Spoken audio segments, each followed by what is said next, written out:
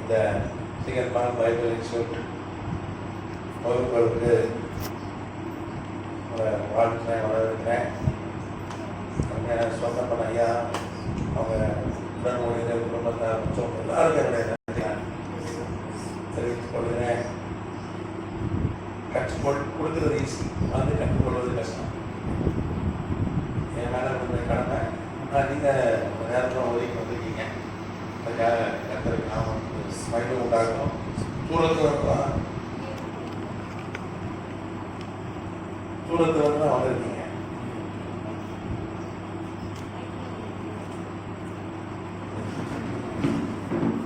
தூரத்தில் வந்து தான் நீங்கள் வந்திருக்கீங்க.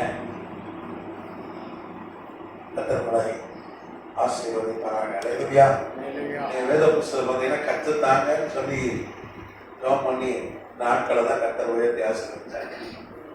சங்கீதம் 90 120 வயசு மோசைக்கு அப்போ ஜெபம் பண்ணுறாங்க, இந்த நாட்களை வருஷங்களை என்ன மாதிரி போதிங்கன்னு சொன்னான். அவன் 120 வயசுல 120 வயசுல கத்தரனை எடுத்து போனாங்க. நான் கடைசி தருவாய் வரைக்கும் கற்றுக் கொடுங்க போனான். மோசையோட ஒரு பெரிய தீர்க்கதரிசி யாருமே இது வரைக்கும் எழுப்பினதில்லை. முகமுகமாய் நேருக்கு நேரானோடு பேசினான். நம்மளோட இப்போ நேருக்கு பேசுறது இல்லை. வீடியோ காலில் தான் பேசுகிறோம், வாட்ஸ்அப் காலில் தான் பேசுகிறோம். ஆனால் நேருக்கு நேரம் ஆண்டவரோடு பேசினார். அவனை கத்தரை அடக்க பண்ணினான். தாவீது பார்த்தீங்கன்னா எப்பப்பா போதிங்க ஆண்டவரே, எனக்கு போதிங்க கற்றுக்கொள்றேன்னு சொல்லி அவன் கேட்டுகிட்டே இருந்தான். அதனால கத்தர் அவனை ஆசீர்வதித்து அவன் சந்ததியில் வந்துட்டு வந்தான். என் இருதயத்துக்கு ஏற்றவன் அப்படின்னு சொன்னான். இந்த பூமியில் அவர் ராஜாவை 1000 வருஷம் அரசாட்சியில் தாவீதுன்ற பேரில் தான் ஆளுகை செய்வார்னு எதை சொல்றேன். டேவிட் பேரில் தான் வருவார். 1000 வருஷம் அரசாட்சி உலகத்தை ஆளுவார். இப்போ யார் கற்றுக்கொள்கிறாங்களோ அவங்க ஆசீர்வதிப்படுவாங்க. நீங்கள் ஐயாவே ஆசீர்வதிப்படுவீங்க. நாமத்துக்கு சொல்கிறோம். நம்ம கடந்த வகுப்புல என்ன கற்றுக்கொண்டோம் ஞாபகம்?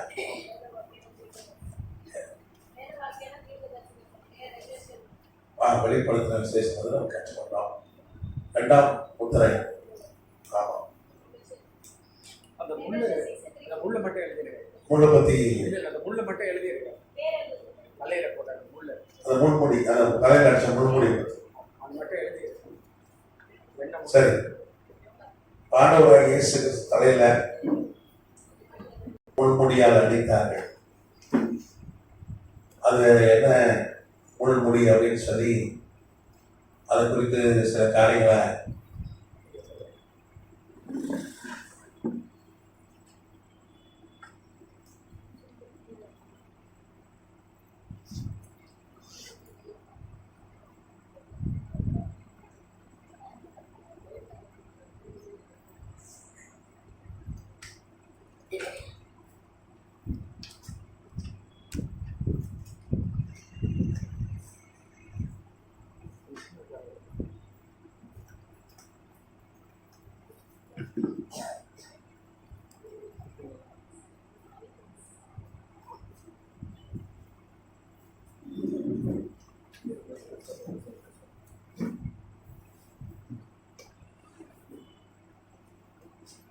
முள்முடி குறித்து புத்தகம் எழுதின சுவிசேஷம் 27-29. அதுக்கப்புறம் மார்க்கு ஏதாவது வருஷம் மத்திய 27-29. மார்க்கு 15-17.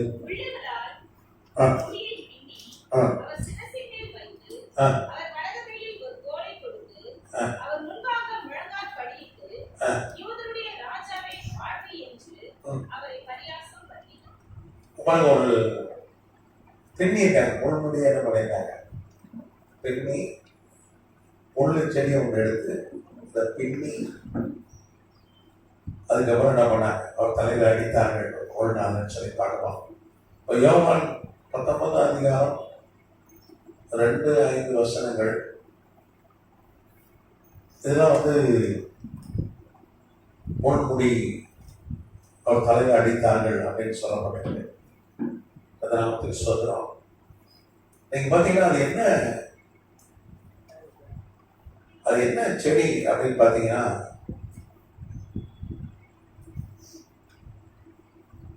பால்டிக் ரஷ் இருக்கு, பால்டிக்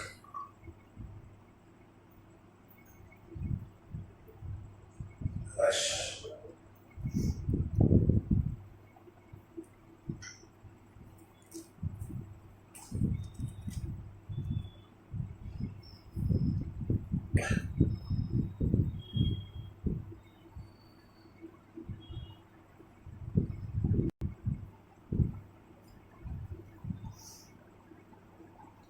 செடி பேர்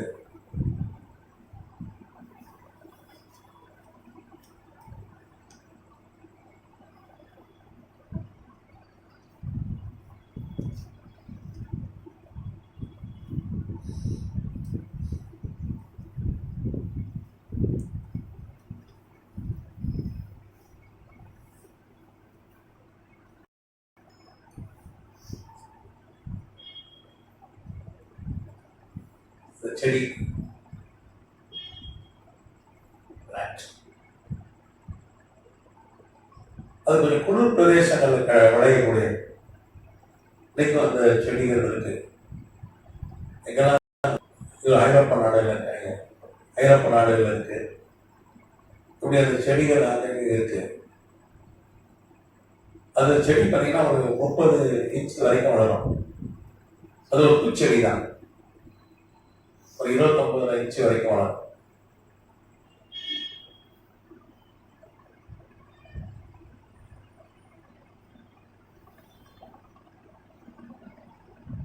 உயரம், செடியுடைய உயரம், செடியுடைய உயரம் முள்ளு பார்த்தீங்கன்னா அதிகபட்சம் ஒரு 3 அடி, 3 இன்ச்சு, 3 இன்ச் வரைக்கும் முள்ளு வரும்.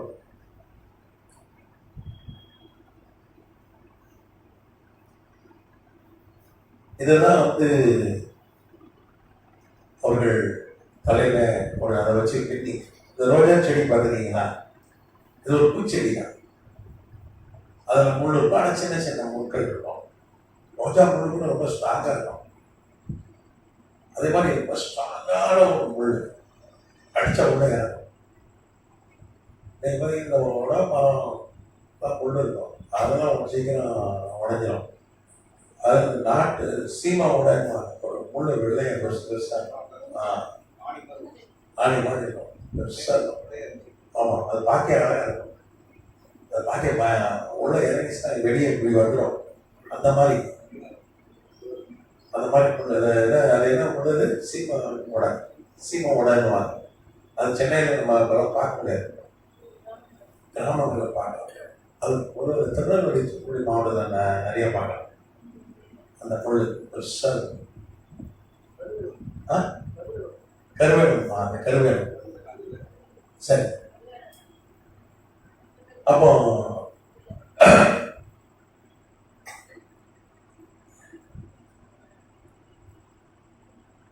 இது 2019 இந்த முள்ள பத்திரமா வச்சிருக்காங்க.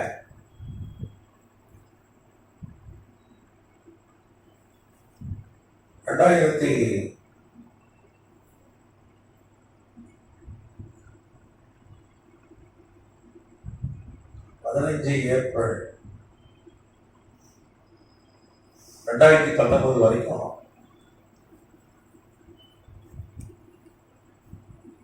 ஆற்றேன்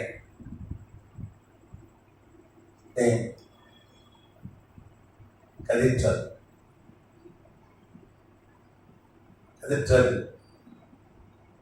இது ரோமன் கேத்தலிக் சபை சர்ச்சில் இது இருக்குன்னா பாரிஸ்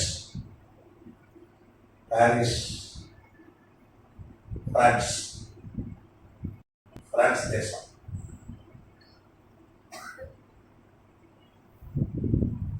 வச்சிருந்தாங்க டாக்டரை.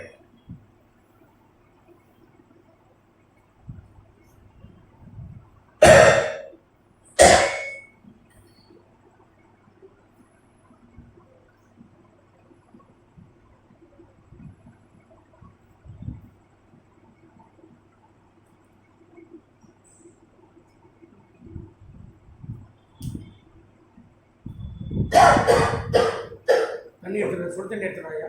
இது வச்சுக்கேன். சரி, படம் பேசலாமா?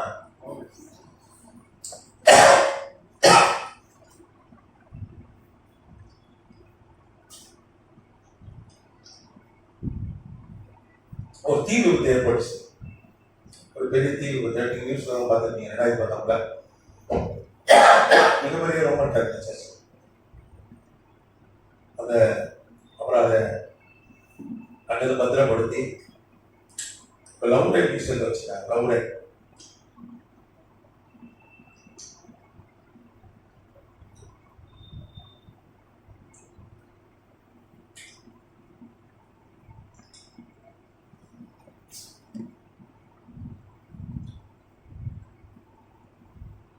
அது பாரிஸ் தான். அதே நகரில் பிரான்ஸ் தேசம்.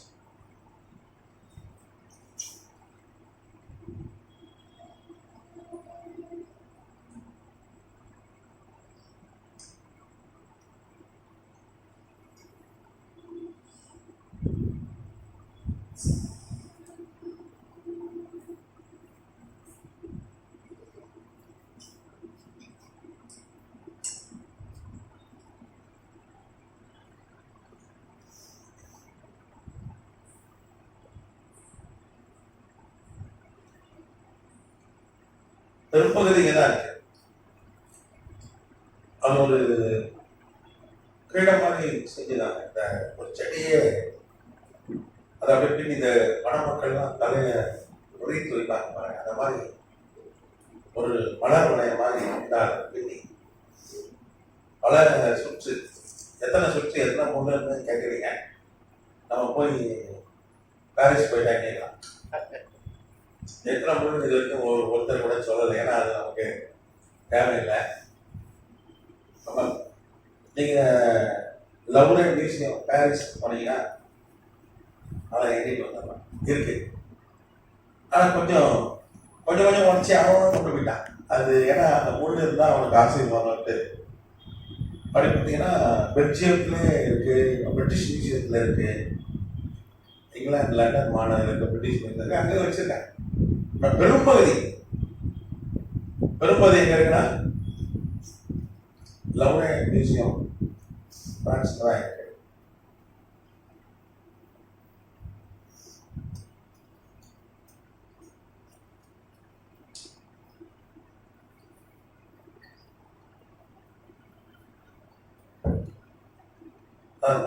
முன்னூறு 4ஆம் நூற்றாண்டு தான் இருந்தது. அதை பத்திரப்படுத்தி வச்சுட்டாங்க.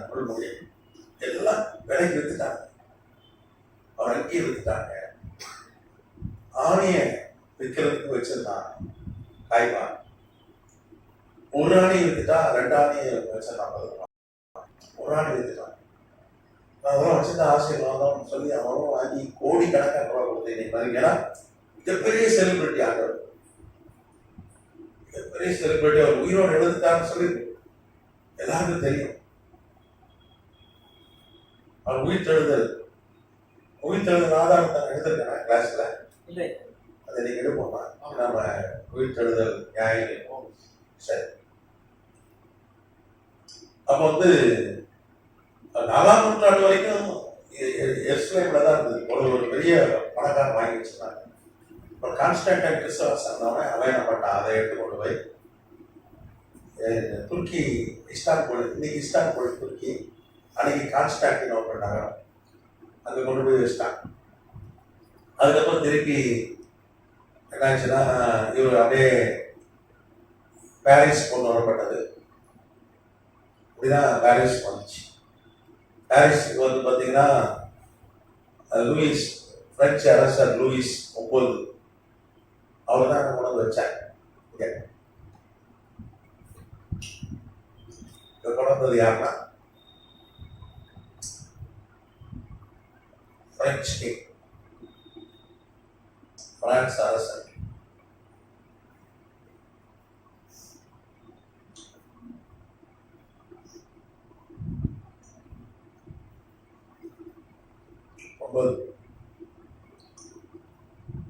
அவர் தான் கொண்டு வந்து பிரான்ஸ்ல வச்சு தொழில் துறையினர் அதெல்லாம் ஆய்வு செஞ்சுட்டாங்க. அது முதல் நூற்றாண்டை சார்ந்தது. ஆனால் அது எந்த ரத்த கலையும் இல்லை, கல்வி பானை. ரத்த கலங்கி இந்த ரத்த கலந்தா டிஎன்ஏ மரபணுக்கு அது உதவியாக இருக்கும். அது இல்லை. ஆனால் இதான் முதல் நூற்றாண்டை சார்ந்தது அப்படின்னு சொல்லி விஞ்ஞானிகள் நிரூபிச்சிருக்காங்க. வேறாவது உங்களுக்கு தகவல் வேணுமா? உள்ள பற்றி இப்பதான்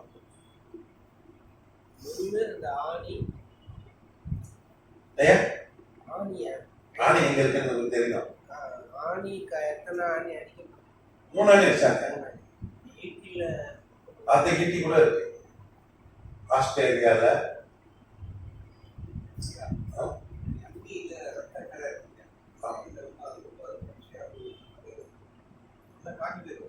தூரி அப்படின்றாங்க. அது தூரின்றாங்க. அவருடைய அங்கி இருக்க வச்சிருக்காங்க, வந்துருமா ஜெர்மன் வச்சிருக்கான். அவன் வந்து அவருடைய ரத்தத்தை தொலைச்ச துணி அது வச்சிருக்காங்க. இதெல்லாம் காசுக்கு வித்துட்டாங்க. பெரிய செலிபிரிட்டில ஒரு இடத்துல 2 முறை அங்கியை மாற்றி மாற்றி எடுத்துட்டாரு. அந்த காயத்தில் அந்த சதையெல்லாம் முடிக்க சிகப்பு அங்கி உடுத்தி அதுக்கப்புறம் அந்த விசாரிச்சுட்டு மறுபடியும் வேற அங்கி ஊற்றுறாங்க. மறுபடி இன்னொரு அங்கி வஸ்திரம் ஊற்றுறாங்க. ஆனால் ஐயா அதை ப்ரொடெக்ட் பண்ணி வச்சிருக்கேன், அதாவது அதை சேவ் பண்ணி வச்சிருக்கேன். ஐயா துணியை பத்திரமா ஐயா நீங்க சொல்றீங்க. அன்றைக்கு பவுனுடைய அங்கீலான்ட்டாங்க. பவுனுடைய கலர் 2002 உடச்சு துணி தான் வச்சு துணிக்கு கொஞ்சம் எண்பு துண்டுகள். லூக்காக்கு பள்ளி கழிச்சு லூக்கா எழுதின அந்த சுவிசேஷ லூக்கா டாக்டர் அவரு எல்லாம் வந்து மரபணு எல்லாம் நிரூபிச்சிட்டாங்க. பைபிள் இருக்கிறது எதுவுமே கட்டுக்கிறது இல்லை, எல்லாம் நேச்சம். விஞ்ஞானம் இருக்கிறது, வரலாறு பதிவுகள் இருக்கு, வெளியிருக்கிற ஐயா அவர் வந்து ஒரு அக்கி போட்டிருந்தாரு. அவர் வந்து அடிக்கும் போது என்ன பண்ணுவாங்கன்னா ஒரு சிவப்பு அங்கி போட்டு அடிப்பாங்க. அது ஒரு அவங்க ரோமருடைய முறை ஒரு அங்கி போட்டு அடிப்பாங்க. அதுக்கப்புறம் திருப்பி அவர் அங்கேயே போட்டாங்க. சிலுவையில் அடிப்பது அதை எடுத்துட்டாங்க. அதை தான் என்ன பண்ணாங்க, நல்ல விலைக்கு போயிட்டாங்க. கோடிக்கணக்கில் ஒரே சங்கீதம் 22 தான் சொல்லுது. அவர் யார் அங்கேயே சீட்டு போட்டாங்க. அன்னைக்கு ரோமர் ஆளுக்காக பிச்சை எடுத்தா பயன் இல்லை, ஒரே ஆளுக்கு கிடைக்கும்னு சொல்லி அவங்க சீட்டு போட்டு ஏன்னா கோடிக்கணக்கில் விட்டாங்க. ஒரு பெரிய செலிபிரிட்டி சாதாரண இல்லை. அன்னைக்கே உலகத்தை கடக்கினார் ஆண்டவராக கருணாமூர்த்தி படம் பார்த்து நீங்க ஏமாந்துடாதீங்க. அவன் ஏதோ எடுக்க தெரியாம எடுத்துட்டான். பெரிய பிரமாண்டம். யோவான் 19:24 அவர்கள் அதை நாம் பிரிக்காமல் யாவரும் அவர்தாமே என் இதை சீட்டு போட்டார்கள். என் வஸ்திரத்தை தங்களுக்குள்ளே பங்கிட்டுக் கொண்டார்கள்.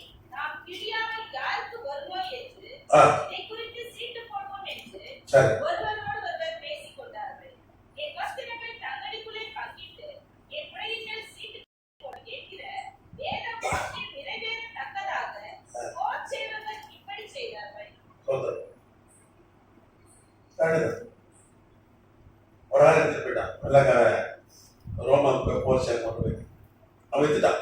அங்கெல்லாம் இருக்கு, ஜெர்மனி வச்சிருக்காங்க, பாதுகாப்பு வச்சிருக்காங்க. கிழிஞ்சிருப்பாங்க, கொஞ்சம் கிழிஞ்சிருக்கும். அது கொஞ்சம் அதுக்குரிய கெமிக்கல்ஸ் எல்லாம் போட்டு பாதுகாத்து வச்சிருக்காங்க. இந்த புல்லு இவ்வளவுதான் டீட்டெயில். எத்தனை புல்லுன்னு எனக்கு தெரியாது, யாருமே இது வரைக்கும் எழுதவும் இல்லை எத்தனை புல்லுன்னு. ஆனால் அந்த புல்லு இயற்கை பத்திரமா இருக்கு. போனால் லவ்ரே மியூசியம், பாரிஸ், பிரான்ஸ் போனால் பார்க்கலாம். போய் பார்த்துட்டு தான் வாங்க, இன்னைக்கு தான் வாங்க ஜாப் பண்ணிட்டாங்க, இன்னைக்கு வரணும். ஐயா போனதான் சொல்றேன்.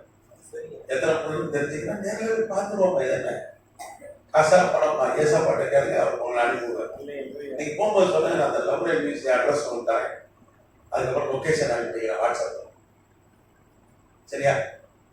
பார்க்கறவங்க போய் பார்த்துக்கலாம். சரி, அவன் பாரிஸ் எதுக்கோ போறான். பாரிஸ் ஒரு உல்லாச நகரம், ஒரு அழகிய நகரம். எது இருக்க வேற காரணங்களுக்காக உல்லாசத்துக்கு போறாங்க. நம்ம கத்தருடைய காரியத்துக்காக போயிட்டு வருவாங்க. சரியா? சரி, இந்த முள்ளு குறித்து டவுட்டு தீர்ந்துல முடிச்சுக்கலாமையா? சரி, பல இடங்கள்ல இருக்கு ஒவ்வொரு பிட்டு முள்ளு. ஜெர்மன்ல வந்து பாத்தீங்கன்னா ட்ரையர்னு ஒரு மியூசியம் இருக்காங்க, வச்சிருக்காங்க. ட்ரையர் நகரத்துல ஒரு முள்ளு, ஒரே ஒரு முள்ளு வச்சிருக்காங்க. அதுக்கப்புறம் கொலோன்னு ஒரு இடம் இருக்கு ஜெர்மன்ல, ஒரு பட்டணம், அங்க ஒரு முள்ளு வச்சிருக்காங்க. இவங்க அந்த முள்ளை வச்சு ஆசீர்வாதம் சொல்லி ஆனால் கொஞ்சம் பிச்சு எடுத்துட்டு போயிட்டாங்க. அதுக்கப்புறம் பார்த்தீங்கன்னா ரோம்ல இருக்கு, இத்தாலியில பிசான்னு ஒரு இடத்துல இருக்கு, நேபிள்ஸ் ஒரு இடத்துல இருக்கு. எல்லாம் ஒவ்வொரு முள்ளு வச்சிருக்காங்க. போர்ச்சுகீஸ்ல, ஸ்பெயின்ல, பார்சிலோனால, ஒவியோடால இருக்கு. ஸ்பெயின்ல ஒரு 3 இடத்துல இருக்கு. யூகே பிரிட்டிஷ் மியூசியத்துல இருக்கு. அப்புறம் வந்து ஓர்செஸ்டர்னு ஒரு நகரம் இங்கிலாந்துல, அங்க ஒரு முள்ளு இருக்கு. எல்லாம் ஒவ்வொரு முள்ளும் பிச்சு கொண்டு போயிட்டாங்க. பெரும் அதிகபட்ச முள் எங்க இருக்குன்னா பெரிய பெரிய பகுதி இங்க இருக்கு. ஆமா, யுக்ரைன்ல கூட இருக்குங்க, யுக்ரைன்ல கூட இருக்குங்க. யுக்ரைன்ல அங்க ஒரு முள்ளு வச்சிருக்காங்க. இப்ப போர் நடப்பாங்க கூட இருக்கு. அமெரிக்காவில் கொண்டு போய் வச்சிருக்காங்க, பிட்ஸ்பர்க் நகர்ல. எல்லாம் பிடிச்சு எடுத்துட்டு போயிட்டான் ஒரு முள்ளு.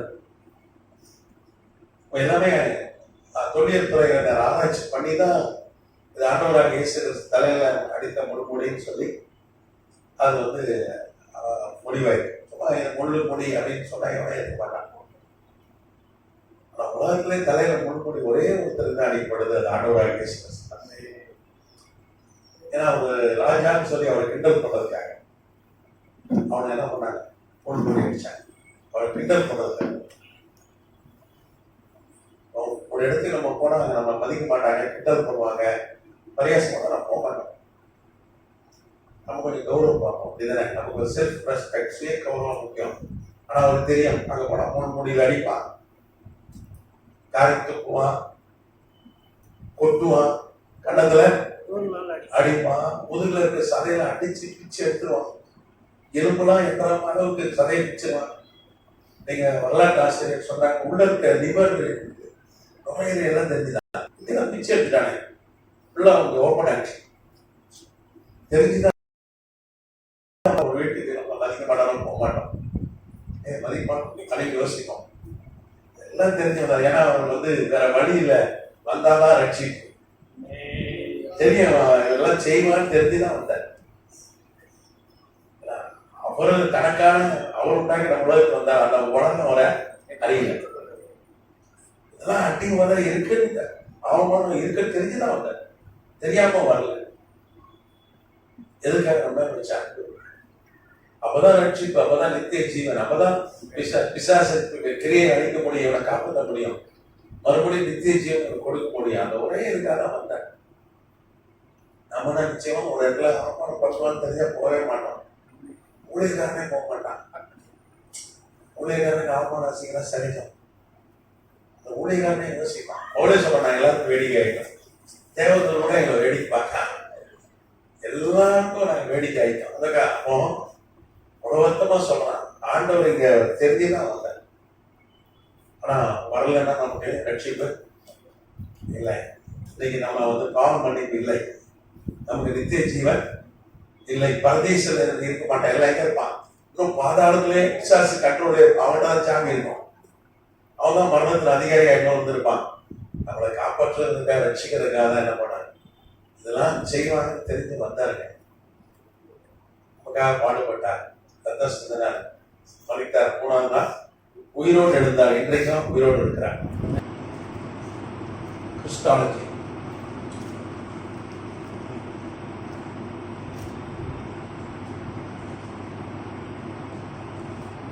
கிறிஸ்டியர் பாடத்தில் இருந்தால் முதல் காரியம் கூட அது கிறிஸ்டியர். இந்த முள்ளு ஆண்டவராகிய இயேசு கிறிஸ்துவிய முள்முடி. சரி, சங்கீதம் 16:10.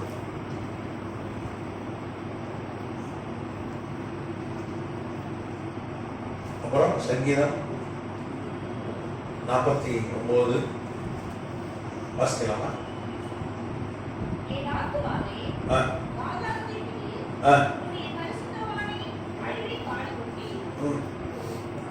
அடுத்தது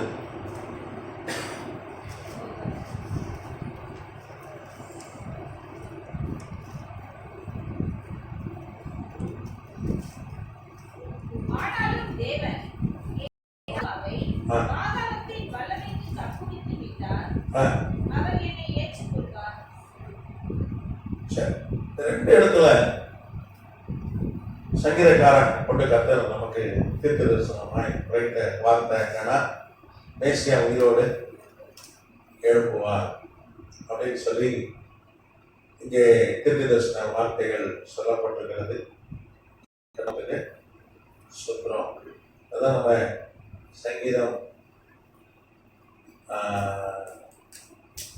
16:10, சங்கீதம் 49:15 இதெல்லாம் எப்போ எழுதப்பட்டதுன்னா 979 BC-ல. அப்போ அப்படின்னா ஆண்டவராகிய இயேசு கிறிஸ்து மரித்து உயிரோடு எழுப்புறதுக்கு ஒரு 1009 வருஷங்களுக்கு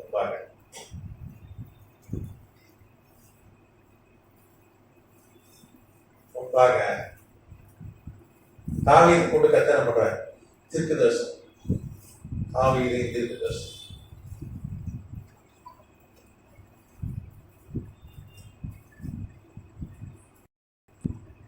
இது தாவீது இந்த தீர்க்க தரிசனம் சொல்லும்போது அவனுக்கு 61 வயசு. தாவீது 16 வயசுல என்ன பண்ணான்? பரிசுத்தாவின் அபிஷேகம் பண்ணான். எப்படி பெற்றா தெரியுமா? எதிர்பார்க்காம ஒரு நாள்ல சாமியில் அவங்க வீட்டுக்கு வந்தார். சத்தத்தை அனுப்பிச்சு அண்ணமாரெல்லாம் தான் இவர் ஆரம்பிக்க வச்சேன். அவங்க வீட்டில் இருந்தவங்க யார் மதிச்ச மாதிரி தெரியல. ஏன்னா சாமியார் அன்னைக்கு ஒரு ஜனாதிபதி மாதிரி கேக் மேக்கர். அவர் வீட்டுக்கு வராருன்னா ஆரம்பம் சொந்தக்காரங்களும் வந்துடுவான். ஆனா இவங்க தான் வந்த மாட்டாங்க. அண்ணன் மாதிரி சாப்பாடு கொடுக்கும்போது மத்திய விட்டு வாடா அப்பா, சாமியார் வீட்டுக்கு வரும்போது இவனை வீட்டுக்குள்ள சேர்க்க நீங்க வேலை பண்ணி நீங்க போட்டு வர வேணான்னு விட்டாரு. ஆனா கத்தர் என்ன பண்ணாரு? அவன் அண்ணன் மாதிரி யாரையும் அவருக்கு தெரிந்து கொள்ளல. வேற ஏதாவது பிள்ளை இருக்கான்னு கேட்போம். ஒருத்தன் ஆடு மேய்க்கிறான், அவனை கூப்பிட்டு வர சொன்னாங்க. அவன் கத்தர் என்ன பண்ணான்? 7 பிள்ளைங்க தானே அப்படின்னு கேட்கிறாரு. அதெல்லாம் சுருக்கமா அதை சொல்லிடுறேன். அப்போ சாமியாரை கொண்டு கத்தர் அபிஷேகம் பண்ணிடுறாங்க. அப்போ அவனுக்கு 16 வயது. 16 வயதுல அவன் வந்து அபிஷேகம், பரிசுத்தாவின் அபிஷேகம்.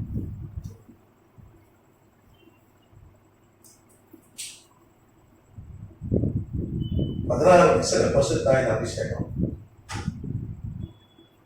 அதுக்கப்புறம் கோலியாத்தை ஜெயிக்கிறான். கோலியாத்தை ஜெயிக்க போகும்போது கூட பாத்தீங்கன்னா கோலியாத்துகள் சண்டை போட வாங்கன்னு யாரும் கூப்பிடல.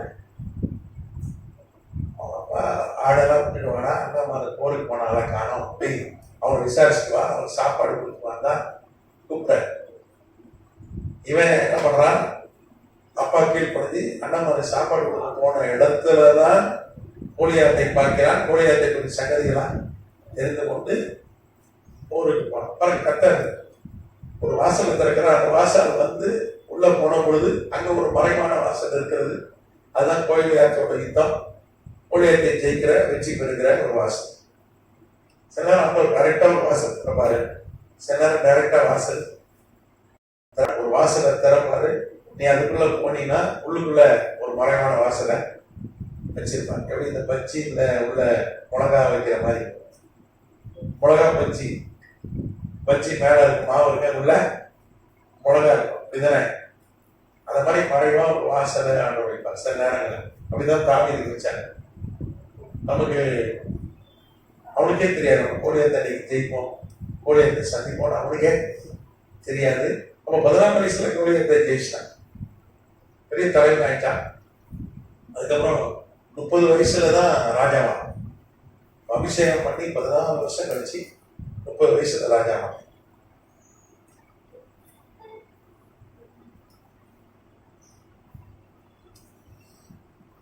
அரசன் அதுவும் பாத்தீங்கன்னா 2 தான். 2 போத்தூர் தான்.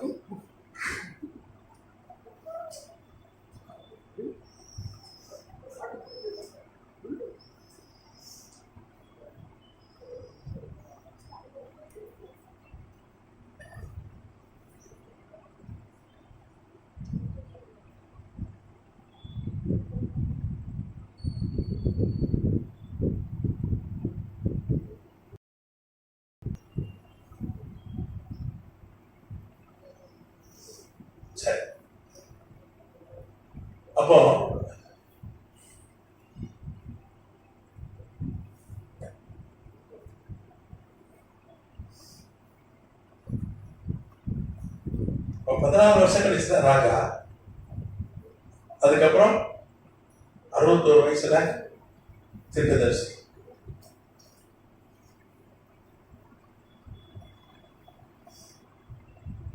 படிப்படியா ஒவ்வொரு ஸ்டேஜா ஆண்டவர் ஒரு மனிதனை கொண்டு போறாங்க. நெக்ஸ்ட் ஒவ்வொரு நாளும் அழைப்பு அவனுக்கு என்ன, அரசன் தீர்க்கதரிசி. ஆனா 61 வயசுல தான் அந்த தீர்க்கதரிசி என்கிற அந்த ஆபீஸ் அவனுக்கு வேலை செய்ய ஆரம்பிச்சு. ஒன்று கவனிக்கணும், அவன் பிஸியான ராஜா, உலகத்தின் பாதை ஆண்டான். ஆப்பிரிக்கால ஆளு இருந்தது, ஆசியால இருந்தது, ஐரோப்பால இருந்தது ஆளுகை. 3 கண்டத்தை ஆண்டான். கிரேத்திய தீவுல ஆண்டான், கிரீக் அது கிரேத்திய தீவு, கிரீக் அதெல்லாம் ஆண்டான். மாபெரும் அரசன். அவனுக்கு எப்படிதான் டைம் இருக்குல்ல, ஒரு தீர்க்க தரிசனம் சொன்னோம்னா அவன் என்ன பண்ணணும், அதான் ஜெபிக்கிற கத்த சப்பந்தத்தில் இருக்கணும், நிறைய வார்த்தைகளை தியானிக்கணும். அப்பதான் வந்து தீர்க்க தரிசனம் ரொம்ப தெளிவாக வரும், குழப்பம்லாம வரும். இல்லைன்னா தப்பு தப்பாக தான் தீர்க்க தரிசனம் சொல்லுவான். கத்தரோட கையில நிலத்தினா தீர்க்க நீங்க சொன்ன தீர்க்க தரிசனம் ஒன்றும் கூட தரையில விடல. அவனே சொல்றான், நான் வார்த்தையில எழுந்து தூக்கத்தை விட்டு எழுத நினைச்சோம், அவனை கத்துறேன் துதிக்கிறேன். அப்போ எல்லாத்தையும் தியாகம் பண்ணி நிறைய விட்டு கொடுத்து ஜாம் பண்ணதுனாலதான் கத்தர் நம்ம அவனை தீர்க்கதரிசியா மாத்தினாங்க. அப்ப ஜெபம் கத்தருடைய சம்பளத்தை காத்துக்கணும், கத்தரோடு வைக்கியம் இருக்கணும், கம்யூனிகேஷன் இருக்கணும். செல்போன்ல சார்ஜ் இருந்தா தானே, நெட்டு காசு போட்டு ரீசார்ஜ் பண்ணி தானே வாட்ஸ்அப் மெசேஜ் வரும், சிம் மெசேஜ், இந்த மெசேஜ் வரும், ஃபோன் மெசேஜ் வரும். நீங்க ரீசார்ஜே பண்ணலன்னா, இது பேட்டரியை சார்ஜ் பண்ணலாம், வேலை செய்யுமா? அதே மாதிரி தான். அப்போ செல்போன்னா மெசேஜ் ஆண்டவர்கிட்ட வருதுன்னா, கற்றுக்கிட்டது தகவல் வருதுன்னா நம்ம சார்ஜ் இருக்கணும். சரியா? ஒரு செல்போனை சார்ஜ் பண்ணுறது மறக்கிறதே இல்லை.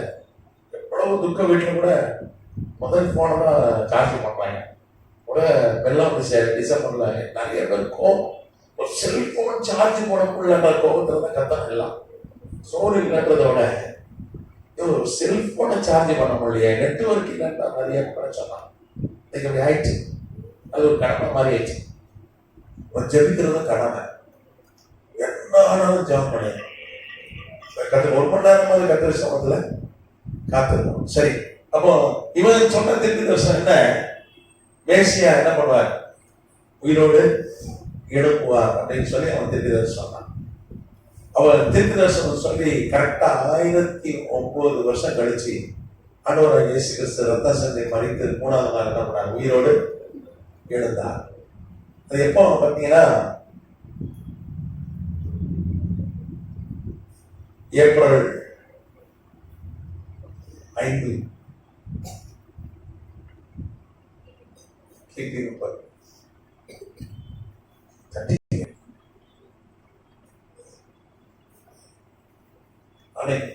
அன்னைக்குதான் அவன் உயிரோடு எழுந்தார். நீங்க கேட்கலாம், அதே நீங்க உயிரோடு எழுந்தார் ஏதாவது ஆதாரம் இருக்கா? முதல் ஆதாரம் என்னன்னா, அவருடைய சீசர்கள் அத்தனை ரத்த சாட்சியா மறித்தார்கள்.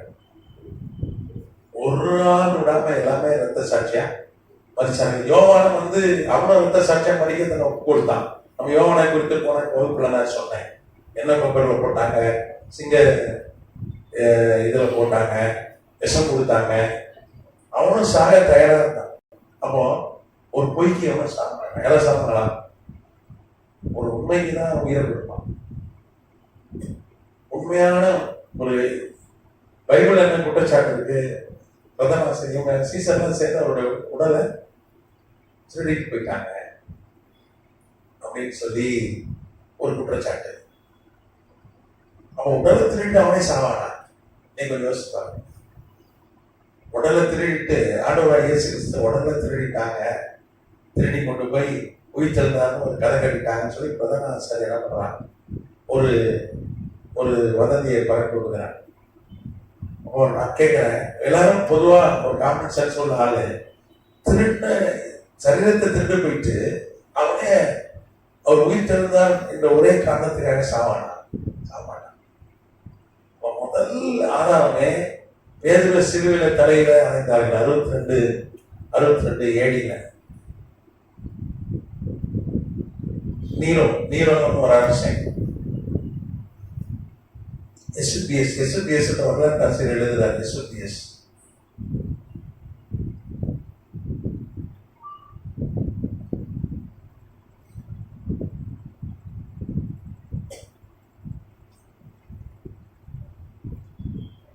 வெள்ளக்கார வரலாற்று ஆசிரியர் அவர் சொல்றாரு, பேதர் ஒரு சிறுவையில தலைவீரா இருக்காரு. நேரில் தான் அறைய இருந்தாங்க.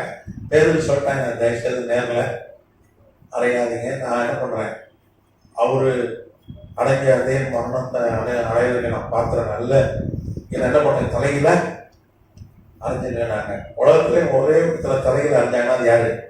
பேதர். 3 நாள் பிரசங்கம் பண்ணி செத்துப்பான். ஆமா, கொடுமையான மரணம். 3 நாள் குடிக்குறித்து ஆனால் பிரசங்கித்துக் கொண்டே செத்துப்பான். எல்லாரும் அப்படிதான். யோவானை தவிர நம்ம தோமா இந்தியாவுக்கு வந்தார். இந்தியா தோமா தான் இருக்கிறதே சந்தேக பிராணி. எப்பவுமே எதையும் நம்பாதார். ஆண்டவரே உயிர் தடுத்த தேவனை வந்த பிறகு கூட கையை போட்டு பார்த்து தான் நம்புவேன். காயத்தை தொட்டு பார்த்தா நம்புவேன்னு சொன்னவர் ஆண்டவர் அவருக்கு காட்சி கொடுத்தார். இப்போ தொட்டு பாரு, என் கையை பாரு, என் காலை பாரு, ஈட்டி விழாவில் காயத்தை பாரு, எல்லாம் காமிச்சார். அப்புறம் தான் அவன் நம்புறான். அவர் சந்தேக பிராணி. அவன் இந்தியாவுக்கு கூட்டிட்டு வந்தான். அவன் எப்போ வந்தான்? 52 கிபியில் இந்தியாவுக்கு வந்தான். அவன் ஏன் இந்தியாவுக்கு வந்தான்னா, அன்றைக்கு கோத்தபெரஸ் ஒரு அரசன் இந்தியாவில் இருந்தார். கோத்தபெரஸ் நான் ஏற்கனவே நமக்கு பாடம் எடுத்திருக்கேன். கிமு 4 இந்தியாவில் இந்த வால் நட்சத்திரம் தோணுச்சு. கிமு 4 பேஜ்நாத் பூரி என்கிற இந்திய வரலாற்று ஆசிரியர். இந்தியாவுக்கு ஒரு பெரிய பெருமைன்னா ஒரு தலை சிறந்த வரலாற்று ஆசிரியர் பேஜ்நாத் பூரி. இந்தியாவின் பெருமை. அவர் யுனெஸ்கோவுடைய துணைத் தலைவராக ரிட்டையர் ஆனவர். மாபெரும் உலக புகழ் பெற்ற வரலாற்று ஆசிரியர். அவர் எழுதுறாரு, கிமு 4 இந்தியாவில் அந்த நட்சத்திரத்தை பார்த்து கோத்தபெரஸ் என்கிற அரசன் அவன் எங்க போனான்? இயேசு பார்க்க போனான். பார்த்து வந்தான்னு சொல்லி அவர் எழுதுறாரு. நிறைய அவருக்கோட நிறைய வரலாற்று நூல்கள் சொல்லு. இந்திய வரலாற்று நூல்கள் சொல்லு. கிமு 4 மார்ச் 15 நட்சத்திரம் தோன்றுச்சு. இந்தியாவிலே பதிவு இருக்கிறது. அப்போ கிறிஸ்தவன் எப்போதுல இருக்கான் இந்தியாவில்? கிமு 4 ஒருத்தன் புறப்பட்டு போய் ஆண்டவரை இயேசு தரிசிச்சுட்டு அவன் எப்போ வந்தான்? போகும்போது ஒரு 2 வருஷம் கழிச்சு தான் போய் சேர்ந்தான். ஏன்னா பிரயாணம் தூரம். வரும்போது ஒரு 2 வருஷம் வச்சுங்களேன். அப்போ கிபி 1 நீ கிறிஸ்தவன் தான் இந்தியாவில். அவனும் குடும்பத்தாரும் அன்னைக்கு நீங்க வரலாறு பார்த்தீங்கன்னா தோமா வர்றதுக்கு முன்னாடி கிறிஸ்தவர் இருந்தார். அது யாரால கிறிஸ்தவர்கள்னா இந்த கோத்தபெரஸ் அரசன். அவன் கிறிஸ்தவன். இயேசுவை தரிசித்து வந்தாங்க. அவன் எப்படி இருப்பான்? ஒருத்தர் இயேசுல நேரில் தரிசித்து வந்தவன் எப்படி இருப்பான்? நம்ம என்னைக்காவது நேரில் தரிசிச்சிருப்போமா? தொட்டு பார்த்து இருப்போமா? ஆண்டவரே பார்த்துட்டு வந்தாங்க. அவன் எப்படி இருந்திருப்பான்? அவன் யோசிச்சு பாருங்க. அவன் மூலமா ஃபர்ஸ்ட் கிறிஸ்தவ இந்தியாவில் வந்துச்சு. கிபி 1 வந்துச்சு. அப்புறம் ஞானசானம் கொடுக்கறதுக்கு தான் தோமா விட்டான். 52 கிபியில அவனுக்கு ஞானசானம் கொடுத்துட்டு அப்புறம் நம்ம மயிலாப்பூர் வந்துட்டார். இந்த பக்கம் வந்துட்டார். இங்க மயிலாப்பூர்ல அது ஒரு மீனவ கிராமம். இந்த சாந்தம் அங்க இருந்துட்டு மீன் பிடிச்சிக்கிட்டே ஊழியம் செய்திருந்தாரு. அவர் இந்த பகுதியை ஆண்ட அரசன், காஞ்சிபுரத்தை ஆண்ட அரசன் தான். அவங்க அரசனுடைய மனைவி குடும்பத்தெல்லாம் ரட்சிக்கப்பட்டதுனால அவன் தான் என்ன பண்ணான்? அவனுடைய போர் சேவை தான் அவனை ஈட்டியை குத்துனார். பரங்கி மலையில செயின்ட் தாமஸ் மவுண்ட்ல அவரை குத்தி போட்டார்கள். அப்படியே ரத்த சொட்ட இன்னைக்கு இருக்கிற ஏதி சபை அடையாள ஆற்றங்கள்ல தான் தண்ணி குடிப்பதற்கு அங்கே அவர் சோர்ந்து மயங்கி விழுந்து மறித்து போனார். அப்புறம் ரத்த சாட்சியா மறிச்சான். தோமா மறிப்பானா? ஆண்டவர் இயேசு கைது செய்ய வந்த பொழுது ட்ரெஸ்ஸை போட்டுட்டு ஒரு வாலிபன் ஓடினான். பைபிள் இருக்குது. அவன் மறிப்பானா? கிறிஸ்து உயிரோடு எழுப்பினா. அப்போ இவர்களே சாட்சிகளாக இருக்கார்கள். இவர்களே ஆதாரமா இருக்கிறார்கள். கர்த்தநாமத்துக்கு 72 தான் தோமா மறிச்சு போனான். 72 AD 72. அவருடைய கல்லறை நம்ம சென்னையிலே இருக்கிறது. யாரெல்லாம் சேத்தம் டெஸ்ட் இன்னைக்கு இருக்கு. அவருடைய மிச்சம் கொஞ்சம் நகம் கொஞ்சம் எலும்பு சொல்றதா இன்னைக்கு இருக்கு. ஆமா, அது மரபணு விஞ்ஞானிகள்லாம் அதை எடுத்து அவங்க குடும்பத்தார் இஸ்ரேல் இருக்கிற குடும்பத்தாரோட மேட்ச் பண்ணி தோமாவுடைய கல்லறை தான் கண்டுபிடிச்சிருக்காங்க. சும்மா ஈஸியில் மரபணு விஞ்ஞானம் வளர்ந்துருக்கு. ஒரு சின்ன விட்டு கிடைச்சா, ஒரு கண்ணுக்கு தெரியாத ஒரு அணு கிடைச்சா கூட அதை வச்சு ஆய்வு செஞ்சிடலாம். ஜெனட்டிக் சயின்ஸ், மாலிகுலர் பயாலஜிலாம் சொல்றாங்க. பெரிய விஞ்ஞானம் வளர்ந்துருக்கிறது. இந்தியாவிலே ஒருத்தருக்காயா ஆண்டவர் இயேசு கிறிஸ்து உயிரோடு எழுந்தார்னு சாட்சி. இந்த பவுல்ல ஆண்டவர் அவன் சொல்றான் 1 கொரிந்தியர் 15ஆம் அதிகாரம் அவன் சொல்றான் நான் தரிசிச்சேன் ஆண்டவர் சொல்றான். அவனா வந்து இயேசு செயல்பட்டவன்.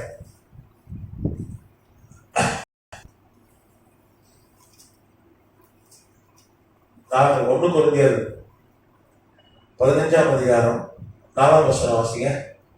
அடக்கம் பண்ணப்பட்டு ஆ வேத வாக்கியத்தின்படி ஆ 3ஆம் நாளில் உயிர்த்தெழுந்து ஆ கேபாவுக்கும் ஆ பின்பு 12 தரிசனமானார். 8ஆவது வசனம். எல்லாருக்கும் பின்பு ம். அகால நிழலை போன்ற எனக்கும் தரிசனமானார். பாருங்க, எனக்கும் தரிசனம் பண்ணார் அப்படின்னு எழுதலாம். நீங்க பவுல் பார்த்தீங்கன்னா அவரு கிறிஸ்தவர்களை ஒடுக்கணும், சபையை ஒடுக்கணும்னு சொல்லிட்டு தான் முழு நேர பணியா அதை எடுத்து போனார். பவுல்லாம் பார்த்தீங்கன்னா யூதை, வைராக்கியமான யூதை. சேவான் அவன் தலைமையில தான் கொண்டாங்க. சேவானை கல்லெறிஞ்சு கொண்டாங்க தெரியுமா? பவுல் தலைமையில தான் கொண்டாங்க. அங்க தமஸ்குல இருக்கிற ஊழியர்களை, கிறிஸ்தவர்களை, விசுவாசிகளை கைது பண்றது, கொள்றதுக்கு தான் போனோம். ஒரு படையோடு தான் போனான். அப்போதான் என் ஆள் அப்போ அவனுக்கு 28 வயசு, கிபி 34, 28 வயசு அவனுக்கு. அவன் வந்து பார்த்தீங்கன்னா ஒரு 24 வயசு இருக்கும்போது தான் இஸ்லாமுக்கே வரான். ஆண்டவர் பார்த்ததே இல்லை. ஆண்டவர் இயேசு கிறிஸ்து மரித்து உயிரோடு எழுந்த பிறகுதான் வரான். அவங்க அப்பா பெரிய கவர்னர், தர்ஷன்றது துருக்கியில் இருக்கிற ஒரு பெரிய மாகாணம். அன்னைக்கு அவர் ஒரு பெரிய மாகாண ரோம கவர்னர் ஒரு யூதன். இவன் 4 அடி தான் உயரம். இவனை பார்த்த வரலாற்று ஆசிரியர்கள் எழுதியிருக்காங்க. இப்போலிட்டஸ், நைசிபோரஸ் போன்ற வரலாற்று ஆசிரியர்கள் பவுலை பார்த்தாங்க. அவங்களாம் சொன்னாங்க 4 அடி. 2002 தான் பவுலுடைய கல்லறையை ரோம்ல இருக்கிறவன் உடைச்சி அதில் அவன் துணியெல்லாம் கிடைச்சது, கொஞ்சம் எலும்பெல்லாம் கிடைச்சது. அதை ஆய்வு செய்து ஒரு 2009 7 வருஷம் ஆய்வு செய்து இத்தாலி தொழில்துறை விஞ்ஞானிகள் டாக்டர் ஜார்ஜ் பிலிப்ஸ் தலைமையில் ஆய்வு செய்து கொண்டு கண்டுபிடித்தார்கள். அவன் 4 அடி உயரம். அவன் வந்து ஒரு வருஷமா மூளையில கட்டிகளோட தான் வாழ்ந்தான். அவனுக்கு கட்டி வந்துச்சு. அவன் தலை வெட்டப்பட்டு தான் தான் கண்டுபிடிச்சான். தெரியும் வரப்பட பார்த்தா அவன் எப்படி 10 வயசு வரைக்கும் வாழ்ந்தா, எவ்வளவு உயரம், அவனுக்கு என்ன வியாதி இருக்குது எல்லாம் தெரியும். உள்ள இந்த தலையை எடுத்துன்றாங்க, அது உள்ள இருக்கு. எல்லாம் தானே கத்தர் வர விட மாட்டாங்க. கொஞ்சம் அவங்க ஒரு கணக்கு போனாங்கன்னா சீட் வாங்கிட்டா பொது கொண்டு வந்துடலாம், அதை முடிச்சிடலாம். பொது சிவில் சட்டம் எல்லாரும் கொண்டு வந்துடலாம். கிறிஸ்தவனுக்கு தனி சட்டம். இப்போ நம்ம பைபிள் இன்ஸ்டியூட் வந்து நம்ம வந்து அரசாங்கத்தை நம்ம சொன்னதில்லை, சர்ச்சை சார்ந்தது.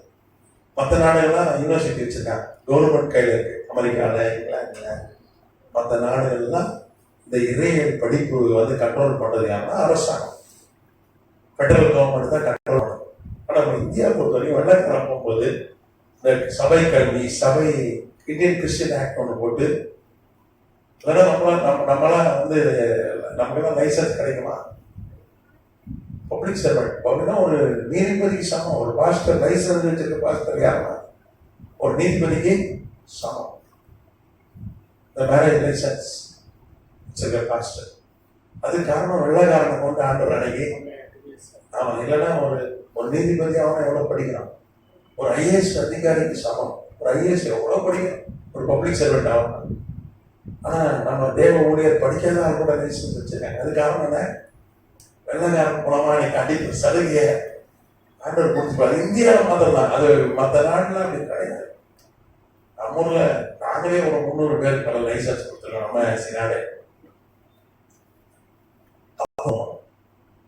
காரணம் என்ன? கவர்மெண்ட் கையில சில அதிகாரங்கள் போகும்போது வெள்ளக்காரன் விட்டு போல சபைகிட்டே கொடுத்துட்டாங்க. சபை கல்வி, நம்ம சபை கல்வியெல்லாம் கவர்மெண்ட் சம்மந்தம் கிடையாது. சில யூனிவர்சிட்டின்னு போட்டுக்கிறான். அதாவது அவன் வீட்டில் அவன் வீட்டை போலீஸ் ஸ்டேஷன் ஹைகோர்ட்டு போட்டது சம்மந்தம். அவன் வீட்டை ஹைகோர்ட் போட்டான், பக்கத்தில் அவன் தம்பி வீட்டை போலீஸ் ஸ்டேஷன் போட்டான். சும்மா இருப்பாங்க. என்ன அவன் அடுத்த நிமிஷம் போலீஸ் வரும், அரெஸ்ட் பண்ணிட்டு போயிடும். எப்படியா நீ ஒரு போலீஸ் ஸ்டேஷன் நடத்துற, நீ எப்படியா நீதிமன்றம் நடத்த கேட்கும்ல, அரசாங்கம் தான் நடத்த முடியும். அதே மாதிரி தான் இன்னைக்கு பல்கலைக்கழகம் சொல்லி இந்த கிறிஸ்துவ ஃபீல்டில் இருக்கவங்க சிலவெல்லாம் வந்து அன்றைக்கெல்லாம் ஒருத்தர் யூனிவர்சிட்டி போடுற 10 ஆள் இருக்காங்க, ஒரு சின்ன ரூம்ல டீச் பண்ணாரு. ஆனால் போர்டு என்னது? பல்கலைக்கழகம். பல்கலைக்கழகம்னா எப்படின்னா ஆயிரக்கணக்கான ஏக்கர் இடம் இருக்கணும், பல லட்சம் ஸ்கொயர் ஃபீட் பில்டிங் இருக்கணும், காலேஜஸ் இருக்கணும், ப்ரொஃபஸர்ஸ் எத்தனை இருக்கணும்? 1000 கணக்கில் இருக்கணும். டாக்டரேட் படித்தவன் கவர்மெண்ட் கிட்ட போய் இப்போ காரணியா பல்கலைக்கழகம் 1000 ஏக்கர், அது பல்கலைக்கழகம். இங்கே சத்தியபாமா பல்கலைக்கழகம். ஒரு 10க்கு 10 ரூம்ல ஒரு 8 சேரை போட்டுட்டு இப்படி ஒரு போர்டை வச்சுட்டு பல்கலைக்கழகம் போர்டு போட்டுறான் பாருங்க. நம்மளுக்கு போல்டான தைரியமான ஆள் தான். இந்த கர்த்தர் ஏற்றுக்கொள்வாரா? நீ ஏன் போய் உன்னை அரசாங்கத்துக்கு நீ முதல்ல உனக்கு கவர்மெண்ட்டே கிடையாது. ஆட்டான்னு ஒன்று வச்சிருக்கோம். ஆட்டான்றதுன்னு பைபிள் காலேஜ் சங்கம் சேர்ந்து ஒரு அமைப்பு. ஏன்னா எங்க போதனை கள்ள போதனை இல்லையா அப்படின்றத சொல்றதுக்காக ஆட்டான்னு ஒரு சங்கம். இந்த ஆட்டா சங்கம் அப்படின்னா கள்ள போதனை இருக்கிறனால சேர்க்க மாட்டாங்க. பிதாகுமாரன் பரிசுத்த ஆவியை விசுவாசிக்கிறேன், மேசிய ஆண்டவர் தான் திரும்ப வருவார். அவர் பூமியிலே மனித அவதாரம் எடுப்பார். சில இந்த கொள்கைகள் நமக்கு இருக்கு பாருங்க, அந்த டாக்டரின்ஸ், அதை ஏற்றுக்கொள்ற ஆட்கள் தான் ஆட்டாவில் இருக்க முடியும். அந்த அக்ரிமெண்ட் போட்டு அப்படிதான் நாங்கள் மெம்பர் ஆகும். ஆட்டா கவர்மெண்ட் கிடையாது. பைபிள் காலேஜ்லாம் சேர்ந்த ஒரு சங்கம். ஏடிஏன்னு வாங்க. ஏடிஏல இருந்தால் ஒரு மரியாதை எல்லா சபையும் ஏற்றுக்கொள்வாங்க. ஏடிஏல படிச்சியா? நம்ம ஏடிஏ தான், நம்ம பாடத்திட்டம் ஏடிஏ தான். கத்தனாமத்துக்கு சொல்றோம். இப்போ பவுல்லாம் வந்து சபையை அழிக்கணும்னே பிறந்தாங்க. ஆனா அவனுக்கு தரிசனம் ஆனப்பதான் நம்மளோட வாழ்க்கை மாறிச்சு. இப்போ ஆண்டவர் தரிசிக்கலன்னா பவுல் ரத்த சாட்சியா மறிப்பானா? தலையை வெட்டாங்க. 2 வாட்டி 3 வாட்டி துள்ளி குடிச்சு விழுந்தோட ஒரு வாட்டி விழுந்து பால் மாதிரி 3 வாட்டி துள்ளி போய் விழுந்து இந்த இடம்லாம் மார்க் பண்ணி வச்சிருக்காங்க ரோம்ல. ரத்த சாட்சியா மறிச்சு அவன் சாவானா? ஒருத்தன் ஆண்டவர் உயிரோடு எழுப்புனா இப்படி சாவானா? எவனாது? எல்லா சீசர்களும் அத்தனை நம்ம இந்தியாவுக்கு ஒரு சீசர் வந்தார். ஒரு பேர் பர்தேவியம் 56 கிபியில 56 AD வந்தாரு. 56 கிபியில வந்தார். அவருக்கு மத்திய எழுதின சுவிசேஷனோட கொண்டு வந்தாரு. பாம்பே, கொங்கன் பகுதி, மேங்களூர், கோவா, பூனே இதெல்லாம் வந்து சபைகளை ஸ்தாபித்தார். மத்திய எழுதின சுவிசேஷன் உள்ள என்ன பண்ணார்? மராத்தி மொழியில டிரான்ஸ்லேட் பண்ணி கொடுத்துட்டு போனார். அவர் இந்த பூனே, கோவாவில் நிறைய சபைகள் இருப்பாங்க. ரோமன் கேத்தலிக் சர்ச்சாக அவர் சமைச்சார். அப்புறம் அர்மீனியா போனால் நாங்கள் ரத்த சாட்சி அமைச்சார். அர்மீனியானா ஐரோப்பாவில் ரஷ்யா பக்கத்தில் இருக்க அர்மீனியா. அங்கே போய் இன்னைக்கு அர்மீனியா நாங்கள் ரத்த சாட்சி அமைச்சாங்க. அப்போ ஆண்டவருடைய சீசர்கள் எல்லாருமே ரத்த சாட்சி அமைச்சாங்க. அப்போ உயிரோட இருந்தால் எங்கே மறிப்பாங்க? நிச்சயமா பறிச்சிருக்காங்க. அப்போ பைபிள்லே வந்து ஆதாரம் அவருடைய சீசர்கள் எல்லாரும் என்ன பண்ணாங்க? ரத்த சாட்சியா மறிச்சாங்க. அவர் எல்லாருமே தரிசனம் பண்ண. நம்ம ஏற்கனவே பிலாத்துடைய மனைவி தரிசனமான, அவர் ஈட்டில குத்தன தரிசனமான, இவங்களாம் பிற்காலத்துல ஊழியத்துக்கு போயிட்டாங்க. நம்ம ஆய்வு செஞ்சோமா இல்லையா? ஞாபகம் இருக்கா? பிலாத்துடைய மனைவி பேரு கிளாடியஸ் பொக்கலாம், களவுதியா. வஸ்திரமா வசனம் 2 தீமோத்தேயு 4ஆம் அதிகாரம் 21ஆம் வசனம். 2 தீமோத்தேயு 4:21.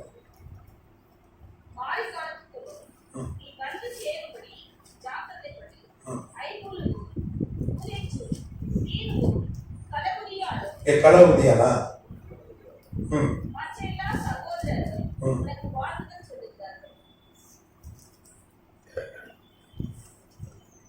களவுதியா இங்கிலீஷ்ல பார்த்தீங்கன்னா கிளாடியா. யாராவது இங்கிலீஷ் பயிர் வச்சுருக்கீங்களா? கிளாடியா. அவன் பேர் என்னது? கிளாடியா.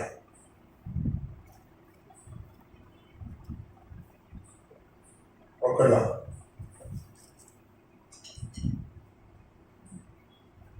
இவன் பவுலோடு சேர்ந்து கூட செய்யலாம். இவன் யார் தெரியுமா? இவன் வந்து பிலாத்துடைய மனை. இவதான் சொன்னா பிலாத்து வந்து மரண தண்டனை கொடுக்கறதுக்கு முன்னாடி, ஆண்டவராக இயேசு கிறிஸ்து மரண தண்டனை கொடுக்கறதுக்கு முன்னாடி ஒரு சொப்பனை கண்டு என்ன பண்றாங்க, ஆமா நீ வந்து கொடுக்காத, மரண தண்டனை கொடுக்காத அப்படின்னு சொல்லி அவ தான் என்ன பண்ணா சொன்னா. ஆனா பிலாத்து என்ன பண்ணான், மனிதர்களை பிரியப்படுத்தணுக்காக என்ன பண்ணிட்டான் அவன். அதுக்கப்புறம் சிலுவையில் அடைந்து விட்டு அதிகாரிகள் வந்து அந்த 160 சொன்னாங்க, ஏன் தேவனுடைய மாற்றி சொன்னாங்க. கரெக்டா? பூமி இஸ்ராயலுடைய 3 மணி நேரம் இருட்டாயிடுச்சு. இஸ்ராயல் எல்லாம் பாய்ந்து நடுங்கிட்டாங்க, எல்லாத்துக்கும் நடுங்கி போயிட்டான். உடனே கூப்பிட்டு விசாரிக்கிறான், அதுக்குள்ள மறைச்சிட்டாரா? ஏன்னா அவர் சீக்கிரம் மறைச்சிட்டாரு. பொதுவாக எலும்பு உடைப்பாங்க. வெள்ளிக்கிழமை அரைஞ்சா சனிக்கிழமை ஓய்வு நாள், சனிக்கிழமை ஓய்வு நாள் சிலுவையை இருக்கக்கூடாது. 10 நாள்லாம் 3 நாள் விட்டுருவான். 10 நாள் ஓய்வு நாள் இருந்தால் காலை உடைச்சிட்டாங்க. அது இவரு சட்டம். ஆனால் இவரு வந்து நீதிமான்கள் எலும்புகள் முறிக்கப்படுவது தீர்க்க தரிசனம் சங்கீதத்தில். அதனால இவர் எலும்பை முறிக்கல. எல்லாத்தையும் கூப்பிட்டு விசாரிக்கிறான். அப்போ அந்த 100 அதிபதி அவன் சொல்றான், அவர் வந்து ஒரு சூப்பர் நேச்சுரல், அதாவது இயற்கைக்கு அப்பாற்பட்டதா எல்லாமே இருந்துச்சுன்னு சொல்றான். அவன் பெரிய ரிப்போர்ட்டை எழுதி கொடுக்குறான். ஏன்னா அது அரசாங்கம் ரிப்போர்ட் கொடுக்கணும். ஒரு மரண தண்டனை நேரிட்டு வந்தவரை எழுதி கொடுக்கணும், எப்படி என்னென்ன ஆச்சு, எத்தனை மணிக்கு ஆச்சு, அந்த குறிப்புகள் உண்டு. அதான் அரசாங்கம். அரசாங்கம் அப்படிதான். நீ போலீஸ் ஒரு கம்ப்ளைண்ட் கொடுத்தா டைப்லாம் எழுதணும். அந்த ஸ்டேட்மெண்ட்லாம் கேட்பாங்க. வியூ ஆஃபீஸில் ஸ்டேட்மெண்ட் கேட்பாங்க. அவங்க என்ன பண்ணாங்க, மேலதிகாரிக்கு அனுப்புவாங்க. அதே மாதிரி இங்கே அவங்க பிளாத்துக்கு அந்த 100 அதிபதி அவன் 100 அதிபதி பெரும்பாலும் ஒழித்து போயிட்டான். ஒளி போய் ரத்த சாட்சியாக மறைச்சான். அவங்களாம் வந்து வேத பண்டிதர் பேர் மேக்ஸ்வெல் சொல்றாங்க. அவன் வந்து சிலுவையில் அவன் தலைமையில அடைந்தாங்க. அவன் இந்த ஈட்டியில குத்துறாங்க. லாங்கினஸ் அவன் பேர். அவனோட ரோம அதிகாரி. அவனுக்கு வந்து இருட்டில் கண்ணு தெரியாது. அது மாலக்கண் நோய்வான். ஆக்சுவலி நீங்க வரலாறு பார்த்தீங்கன்னா ஆச்சரியம். ஆண்டவர் இயேசு கிறிஸ்து 9 வரலாற்று ஆசிரியர் எழுதியிருக்காங்க. பிளாத் எழுதின கடிதங்கள்லாம் இருக்கு இன்னைக்கும் பெர்லின் மியூசியத்தில். பிளாத் வந்து திபேரியஸ் ரோம பேரரசு அன்னைக்கு, திபேரியஸ் சீசர் அன்னைக்கு.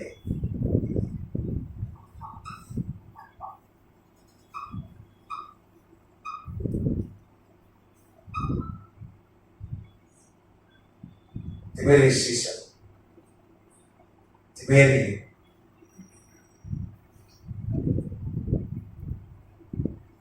பைபிள் திபேரி ராயன் இருக்கும். 10 படிச்சீங்களா பைபிள்ல? அவன் தான் ரோம பேரரசன், உலகத்தை ஆளுகிற பேரரசன். கவர்மெண்ட் கடிதம் எழுதிட்டே இருக்கணும். இன்னைக்கு கவர்மெண்ட் அப்படிதான். முதலமைச்சர் என்ன பண்ணுவாரு, பிரதமருக்கு கடிதம் எழுதுவார். மந்திரிமார்கள் என்ன பண்ணுவாங்க, அங்கே முதலமைச்சர் கடிதம் கொடுப்பாங்க. இதுதான் அந்த கடிதங்கள், இந்த எழுத்துக்கள் தான் அரசாங்க ஆவணங்கள். இன்னைக்கும் அப்படிதான். நீங்க பாத்தீங்கன்னா ஆவணங்கள் ஃபைலாக வச்சுப்பாங்க. ஒரு இதெல்லாம் என்ன ஸ்டேட்மெண்ட் தான்.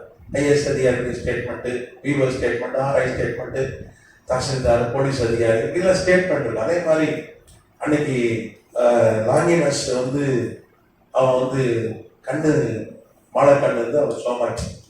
எழுதுறது யாரு? பிளாத். எங்க எழுதுனா திபேரியஸ் சீசர். அந்த கடிதங்கள்லாம் லாஸ்ட் புக்குன்னு ஒரு புக்கில் 6800 நினைக்கிறேன், அமேசானில் விற்கிறான். நான் உங்களுக்கு நான் ஃப்ரீயாக அந்த இதெல்லாம் தரேன், நீங்கள் காசு கொடுத்து வாங்க வேண்டாம். எனக்கு இங்கிலீஷில் ஏர்மேன் ஒருத்தர் இங்கிலீஷில் டிரான்ஸ்லேட் பண்ணிக்காது. அந்த புக்கெல்லாம் பெர்லின், அந்த கடிதங்கள்லாம் பெர்லின் மியூசியத்தில் இருக்கு. நிறைய இருக்குது பெர்லின் மியூசியம். கொஞ்சம் வந்து பிரிட்டிஷ் மியூசியத்தில் இருக்குது, கொஞ்சம் இங்கே இருக்குது, நம்ம ரோமில் வேட்டிக்கனில் வச்சுருக்காங்க, அங்கே கொஞ்சம் வச்சுருக்காங்க. பெரும்பாலும் அதெல்லாம் இருக்குது. டிஸ் சென்டார் இங்கே தொல்லியல் துறை விஞ்ஞானி தலைமையில் அவர் பெரும் ரோம பேரரசு செய்தவர். அவர் ஒரு ஆர்கியாலஜிஸ்ட், யுனெஸ்கோவில் அங்கீகரிக்கப்பட்ட எல்லாம் சும்மா கடிதம்னு ஏற்றிக்க மாட்டோம். பயங்கர ஆராய்ச்சி பண்ணி அது யுனெஸ்கோ ஐநா சபை ஏற்றுக்கொள்ளணும், யுனெஸ்கோ ஏற்றுக்கொள்ளணும். அப்படிப்பட்ட கடிதங்கள்லாம் இருக்கு. அவனுக்கு கண்ணு தெரியல, ஒரு குத்துனான். அவன் தான் குத்துனான் ஈட்டியில், செத்துட்டாரா? அப்போ ஈட்டியில் குத்தி பார்ப்போம். அப்போ தண்ணியும் ரத்தம் வந்ததுன்னு சொல்லி பைபிளை பார்க்க அவன் கண்ணில் போட்டு கண்ணு சொன்னாச்சு. அவன் அப்படிதான் அச்சீவ் பண்ணான். அவன் நீ அவன் தான் மேக்ஸ்வெல் சொன்னல, அவன் ஊழியருக்கு போய் அவன் துருக்கியில் ஊழிய செஞ்சான். இந்த 100 அதிபதி துரியா ஒரு தேவனுடைய குமாரன்றதுனாலதான் அவன் துருக்கியில் போய் ஊழிய செய்யும்.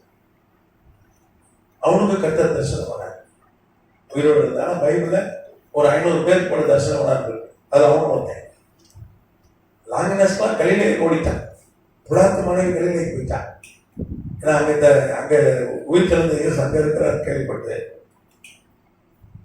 ஏன்னா புலாத்து எழுதுறான், என் மனைவிக்கும் லாங்கினஸ் என்கிற என்னுடைய அதிகாரிக்கும் இயேசு உயிர் திறந்த இயேசு தரிசனமானார் அப்படின்னு அரசாங்க ஆவணங்கள் இருக்கு, ரெக்கார்ட்ஸ், கவர்மெண்ட் ரெக்கார்டு.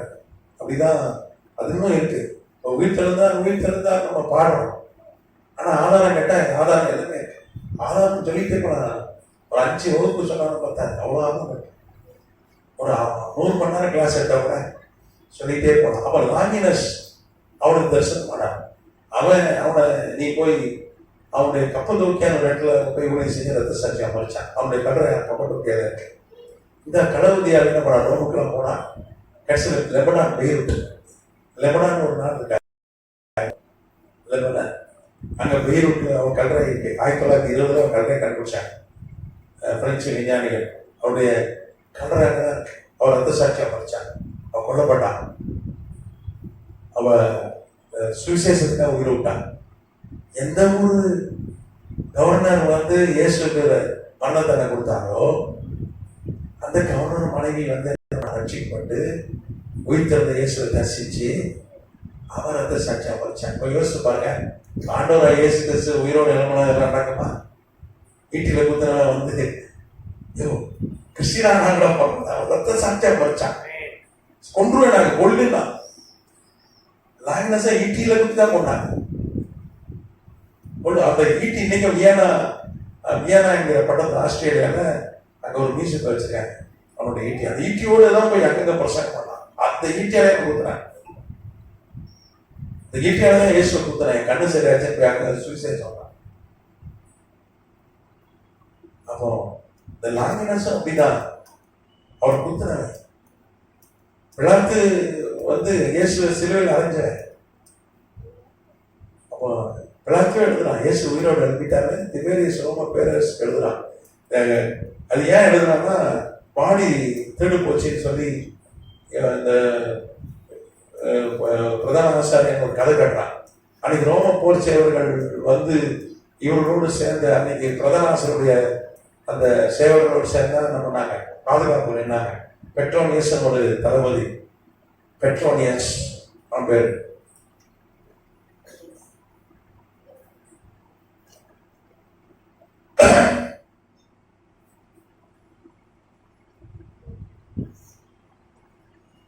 இந்த பெட்ரோனியஸுடைய ஸ்டேட்மெண்ட் இன்னைக்கும் பெர்லின் மியூசியத்தில் இருக்காங்க. கவர்னருக்கு எழுதி கொடுத்த ஸ்டேட்மெண்ட். அவன் ஒரு அதிகாரி, அவன் தளபதி, அவன் தலைமையில் தான் காவல். அவர் கல்ற ஏப்ரல் 3ஆம் தேதியிலிருந்து ஏப்ரல் 5 வரைக்கும் அங்கே காவல். அவன் ஸ்டேட்மெண்ட் எழுதுனான். 12 மணி வரைக்கும் ஒன்றுமே இல்லை, அமைதியாக இருந்துச்சுலாம். நாங்களாம் வந்து அமைதியாக இருந்தோம். 12:01 ஆச்சு. இசை வாசிக்கிற சத்தம் கேட்டுச்சு. எனக்கு ஒரு பெரிய வெளிச்சம் வந்துச்சு. இந்த வெளிச்சத்தை எங்களால் பார்க்க முடியாது. அப்புறம் பூமி கிடுகிடுன்னு ஆடிச்சு. பூமி ஓட ஆரம்பிச்சு. நாங்கள் பொத்துன்னு விழுந்தோம். எழுந்து பார்த்தா கல்லறை காலியா இருக்கு, துணி மடிச்சிருக்கு, கல் நகர்ந்து. அந்த கல் உருட்டிப்பாங்க, ஒரு பெரிய கல் நகர்ந்துட்டு எங்களுக்கு எப்படிதான் அவங்க எழுதி கொடுக்குறாங்க ரிப்போர்ட். அவரு இது சூப்பர் நேச்சுரல், உயிரோடு எழுந்துட்டாருன்னு சொன்னாங்க. அவன் பெட்ரோனியஸ் கிறிஸ்தான் அவர் கல்லறைய உயிரோடு எழுதக்கூடாதுன்னு பாதுகாத்த ஒரு அதிகாரி உத்தரவு போட்டு அவனுடைய ஸ்டேட்மெண்ட் நீங்க பெர்லின் மியூசியத்தில் அவனுடைய வாக்குப்படம், அரசாங்கம் கவர்னர் எழுதிவிட்ட வாக்குப்படம். அது ரொம்ப பிரச்சனை. வேற உயிர் போயிடும், காவல் பார்க்கல. ஆனா பிரதான ஆசிரியர் கிட்ட கொடுத்து கொஞ்சம் ரோமன் போர்ஸ் எல்லாம் காசு கொடுத்து அவனுங்க ஸ்டேட்மெண்ட் என்னென்ன கொடுத்தாங்க, திருடு போச்சு நாங்க பார்த்தோம் அப்படின்னு லஞ்சம் கொடுத்து. அப்புறம் பிளாத்து என்ன பண்ணான், அந்த இதையும் ரோம பேரரசுக்கு அனுப்பலாம். அப்போ ரோம பேரரசு என்ன பண்ணுது, ஒரு விசாரணை கமிஷன் நடந்தது. ஏன்னா இன்னைக்கு யூதர்கள் பிரச்சனையை வந்து ரொம்ப பெருசா பார்த்தாங்க. யூதர்கள் உலகத்தின் மையப்பகுதி ரோம பேரரசு யூதர்கள் பிரச்சனை ரொம்ப சென்சிட்டிவா பார்த்தாங்க. ஆண்டவராக இயேசு கிறிஸ்துடைய காரியங்களை ரொம்ப கூர்ந்து கவனித்துக் கொண்டிருந்தார்கள். அன்னைக்கு வந்து ஒலோஸ்தியானஸ் ஒரு உயர் அதிகாரி அனுப்பினார். அன்னைக்கு யாரு, ரோம பேரரசர். அவன் பேர் வந்து